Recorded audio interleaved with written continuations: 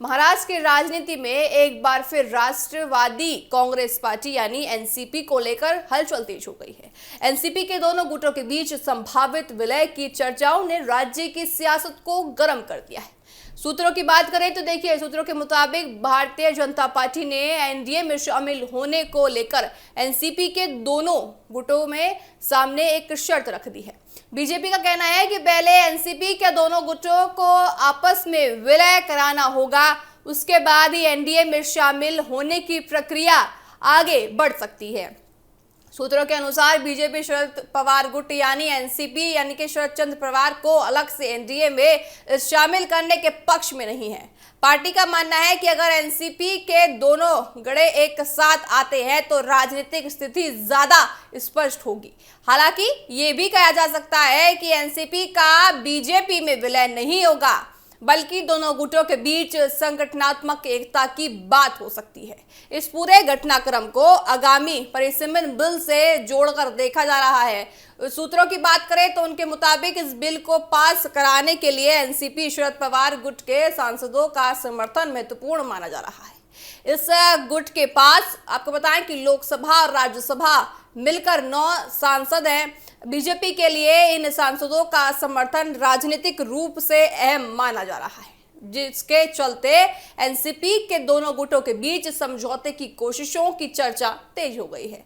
माना यह जा रहा है कि अगर दोनों गुटों का विलय होता है तो सत्ता समीकरण में भी बदलाव देखने को मिल सकते हैं। आपको बताएं कि सूत्रों का यह कहना है कि ऐसी स्थिति दोनों पक्षों को सरकार में पूरी तरह से प्रतिनिधित्व दिखाता है और मंत्री पद को लेकर भी सहमति बनाई जा सकती है। हालांकि अभी तक इस संबंध में कोई आधिकारिक या घोषणा या पुष्टि अभी तक नहीं हुई है।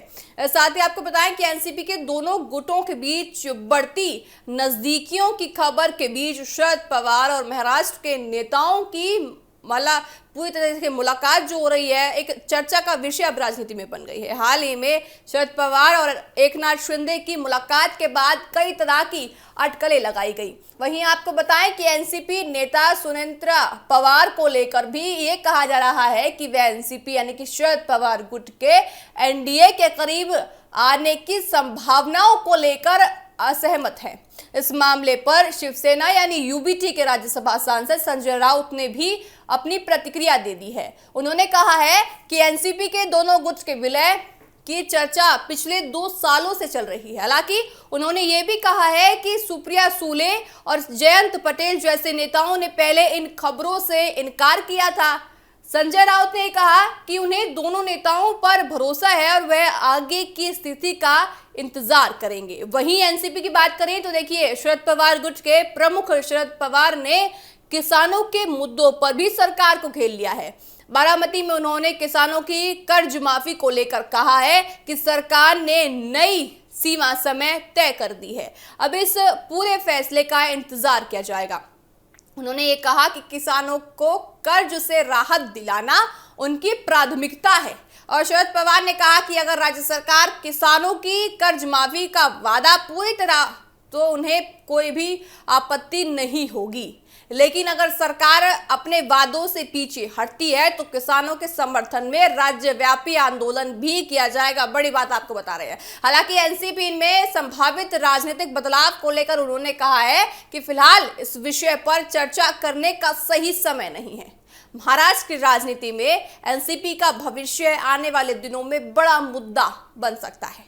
अजीत पवार गुट शरद पवार गुट के बीच संभावित समझौता न केवल एनसीपी के लिए बल्कि राज्य के पूरे राजनीतिक समीकरण के लिए महत्वपूर्ण माना जा सकता है।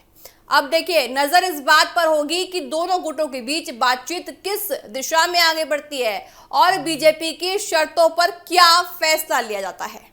महाराष्ट्र की राजनीति में एनसीपी के दोनों गुटों के संभावित विलय की खबरों ने नए समीकरणों को जन्म दे दिया है। हालांकि अभी तक किसी भी पक्ष की ओर से अंतिम फैसला सामने नहीं आया है, लेकिन बीजेपी की शर्तों और एनसीपी के भीतर चल रही बातचीत ने राजनीतिक हलचल और बढ़ा दी है। आने वाले दिनों में यह साफ होगा कि शरद पवार और अजीत पवार गुट का एक साथ आते हैं या फिर दोनों अपनी अपनी राह अलग बदल लेते हैं।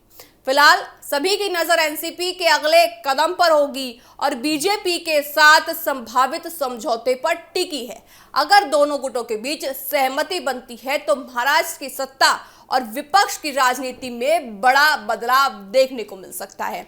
वहीं अगर बातचीत आगे नहीं बढ़ती है तो राज्य में सियासी टकराव और तेज होने की संभावना बढ़ जाती है। तो देखने वाली बात देखिए, कुल मिलाकर दर्शकों ये होगी कि आने वाले दिनों में ये आने वाला दिन तय करेगा कि महाराष्ट्र की राजनीति किस दिशा की ओर बढ़ती है, दोनों गुटों के बीच क्या समीकरण बनते हैं, दोनों गुटों के बीच क्या रणनीति बनती है और बीजेपी की शर्त पर एनसीपी की जो चर्चा है वो आगे कितनी ज्यादा बढ़ती हुई नजर आती है। शरद और अजीत गुट मिलकर बदलाव करेंगे या नहीं करेंगे, क्योंकि आने वाले दिनों में महाराष्ट्र की राजनीति में बहुत कुछ घटने वाला है और घट भी रहा है। तो देखने वाली बात होगी कि जो कुछ भी घट रहा है उसका फायदा बीजेपी उठा पाती है या नहीं उठा पाती है।